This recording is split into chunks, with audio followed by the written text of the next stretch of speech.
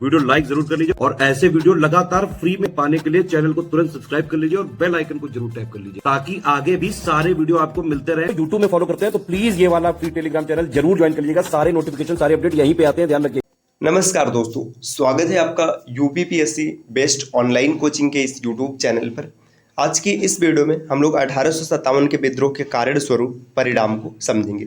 देखिए, इससे पहले की क्लास में हम लोगों ने ये चीज़ें पढ़ रखा है कि 1857 का विद्रोह क्यों होता है, किस जगह का नेतृत्व कौन करता है और उसका दमन किसके द्वारा किया जाता है। फिर उसके बाद एक और क्लास में हम लोगों ने देखा कि असफलता के प्रमुख कारण क्या थे और कुछ महत्वपूर्ण बिंदु जो कि प्रतियोगी परीक्षाओं में पूछे गए थे। तो आज की इस वीडियो में हम लोग देखेंगे इसका परिणाम क्या होता है। तो अगर अभी तक आपने वीडियो को लाइक नहीं किया है, चैनल को सब्सक्राइब नहीं किया है तो कर लीजिएगा। चलिए अब शुरू करते हैं अपने क्लास को। इससे पहले साथियों एक जरूरी सूचना है कि अगर आप आरओ या फिर यूपीपीसीएस की कंप्लीट और सिलेक्शन वाली प्रिपरेशन करना चाहते हैं तो आप टीम के पेड कोर्सेज को फॉलो कर सकते हैं, जिसके लिए आप इनमें से किसी भी नंबर पर कॉल या फिर व्हाट्सएप कर कोर्स की जानकारी प्राप्त कर सकते हैं। ये ज्ञान सर का व्हाट्सएप नंबर है, आप यहाँ से व्हाट्सएप के माध्यम से भी जुड़ सकते हैं। चलिए अब बढ़ते हैं आगे अपने क्लास की ओर। देखिए यहाँ पर 1857 ईस्वी का जो विद्रोह है तात्कालिक रूप से सिपाहियों में व्याप्त धार्मिक भावनाओं के आहत होने से प्रारंभ होता है। बिल्कुल सही है, जो सिपाही थे उनकी धार्मिक भावनाएं आहत होती है क्योंकि जो नया एनफील्ड राइफल है, देखिए इससे पहले क्या होता था, जो ओल्ड गन मतलब ओल्ड आयरन गन चला करता था, लोहे की बंदूक होती थी, उसे हटा करके एनफील्ड राइफल लाया गया। इसके कारतूस में गाय एवं सुअर की चर्बी लगी होती थी, है ना, इस का प्रयोग किया जाता है। यही बात फैलता है और बुरहानपुर में तैनात 19वीं नेटिव इन्फेंट्री ने विद्रोह कर दिया, लेकिन अंग्रेज द्वारा इस विद्रोह को सफलतापूर्वक वहीं पर दबा दिया गया। तत्पश्चात 29 मार्च 1857 को बैरकपुर छावनी में मंगल पांडे के नेतृत्व में 34वीं नेटिव इन्फेंट्री ने विद्रोह कर दिया और मंगल पांडे ने सैन्य अधिकारी एडजुटेंट की हत्या कर दी। 8 अप्रैल 1857 को मंगल पांडे को फांसी दे दी गई। तो देखिए यहाँ पर क्या हुआ कि ऐसी बात फैल गई कि जो कारतूस है उसमें गाय और सुअर की चर्बी लगी है, जिसके कारण क्या हो गया कि इसके प्रयोग से मना कर दिया गया और मंगल पांडे ने विद्रोह करके एक अधिकारी की हत्या भी कर दी गई। 1857 का विद्रोह इतिहास की महत्वपूर्ण घटनाओं में से एक मानी जाती है। यह विद्रोह सर्वप्रथम 29 मार्च 1857 को बैरकपुर छावनी में सैनिक मंगल पांडे और उनके साथियों द्वारा चर्बी युक्त कारतूस के प्रयोग के इनकार को लेकर हुआ था। इन्होंने साफ साफ मना कर दिया कि जो चर्बी युक्त कारतूस है उसका प्रयोग नहीं करेंगे, क्योंकि ब्रिटिश सेना में सैनिक विशेष रूप से बंगाल, अवध और उत्तरी पश्चिमी प्रांतों से आए थे। इनमें से अधिकांश ब्राह्मण और राजपूत थे और वे सेना के अनुशासन को स्वीकारने को तैयार नहीं थे। 1857 में अनेक वीरों ने अलग अलग क्षेत्रों से युद्ध का नेतृत्व किया। इसमें से झारखंड के उत्तरी छोटा नागपुर का नेतृत्व ठाकुर विश्वनाथ शाहदेव ने किया था। तो ये भी पॉइंट याद रखना, जो छोटा नागपुर है इसका नेतृत्व किसने किया? विश्वनाथ शाहदेव ने, जिसके परिणाम स्वरूप उन्हें 1858 में फांसी की सजा दे दी गई। 1857 में दलितों की भागीदारी सुनिश्चित करने की में झलकारी बाई का नाम प्रमुख है। ये भोजला गांव जो कि वर्तमान झांसी में की कोली परिवार में पैदा हुई थी। तो दलितों की सुनिश्चितता मतलब दलित भी हिस्सेदारी लेंगे, ये झलकारी बाई ने मतलब इसका नेतृत्व किया। ये झांसी की रानी लक्ष्मीबाई की सेना में शामिल में महिला शाखा दुर्गा दल की सेनापति थी। तो देखिए, जो झांसी की रानी लक्ष्मीबाई है, इनकी जो सेना थी उसके दुर्गा दल की सेनापति थी। प्रोफेसर बद्रीनारायण तिवारी ने 1857 ईस्वी में दलित आख्यानों के मौखिक इतिहास पर विस्तृत शोध कार्य किया।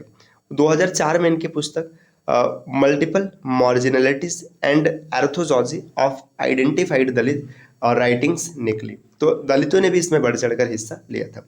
आगे यहाँ पर दिए, मेरठ के सिख विद्रोही 11 मई को दिल्ली पहुंचे और 12 मई 1857 को उन्होंने दिल्ली पर अपना अधिकार कर बहादुर शाह द्वितीय को भारत का सम्राट घोषित कर दिया। इन्होंने क्या किया, दिल्ली पर अधिकार किया और बहादुर शाह जफर को भारत का अंतिम सम्राट बना देते हैं, क्योंकि यह बाद में अंतिम माने जाते हैं। दिल्ली में सरकारी कामकाज चलाने वाले सारे फौजी एवं गैर फौजी मामलों का फैसला करने के लिए एक परिषद गठित की गई। आरंभ में इसका नेतृत्व मुगल शहजादे कर रहे थे, लेकिन 3 जुलाई 1857 को जब बख्त खां बरेली आए तब उन्हें मुख्य नेता बना दिया गया।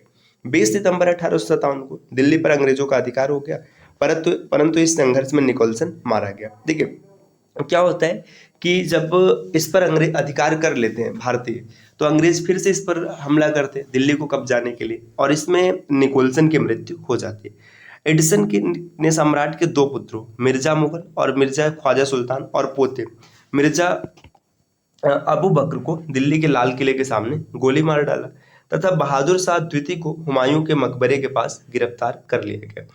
21 सितंबर 1857 ईस्वी को दिल्ली पर पुनः अंग्रेजों का अधिकार हो गया, परंतु इस संघर्ष में जॉन निकोलसन मारा गया। हडसन ने सम्राट के दो पुत्रों, यहाँ पे हडसन होगा, गलती से एडिसन लिखा और मैंने यहाँ पर ध्यान भी नहीं दिया।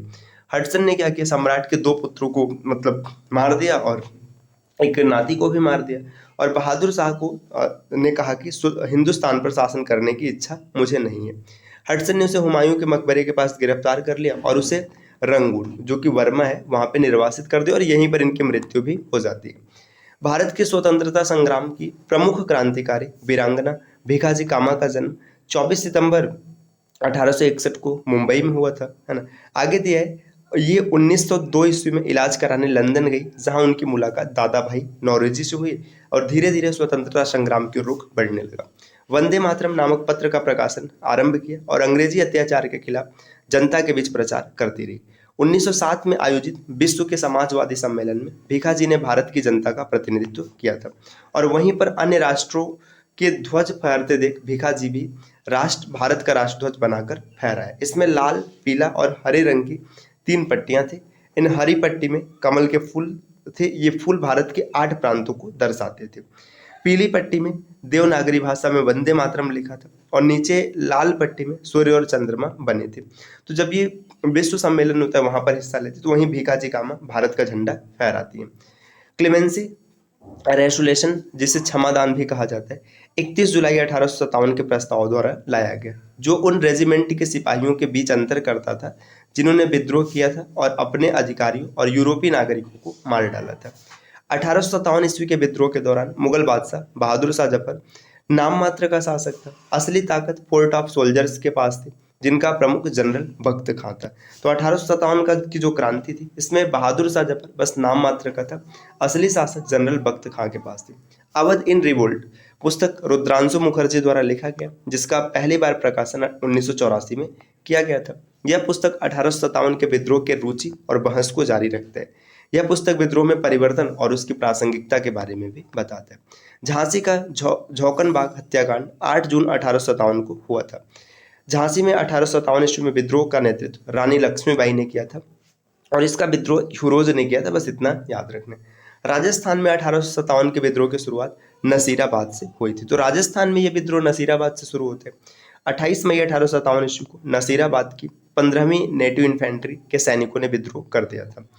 आगे दिए 1857 के विद्रोह के समय राजस्थान के 6 सैनिक छावनियों नसीराबाद, नीचम, देवली, व्यामर और एरिनपुर तथा खेरवाड़ा में मतलब यहाँ से विद्रोह होते हैं। अवध प्रांत को सैनिकों का पौधशाला कहा जाता था, क्योंकि अंग्रेजी सेना में सबसे ज्यादा सैनिक यहीं से शामिल होते थे। आगे दिए 1857 का जो विद्रोह होता है, राजस्थान के अहुआ नामक स्थान पर जो विद्रोह हुआ, उसका नेतृत्व कौशल सिंह ने किया था। बेगम जीनत महल अंतिम मुगल बादशाह बहादुर शाह की पत्नी थी। बहादुर शाह के साथ निनेवी रंगून भेज दिया गया था, मतलब देश से निष्कासित कर दिया गया था। तो अब दोस्तों अगली क्लास में हम लोग देखेंगे 1857 की जो क्रांति होती है, उससे ब्रिटिश राज्य का सामाजिक एवं आर्थिक प्रभाव क्या होता है।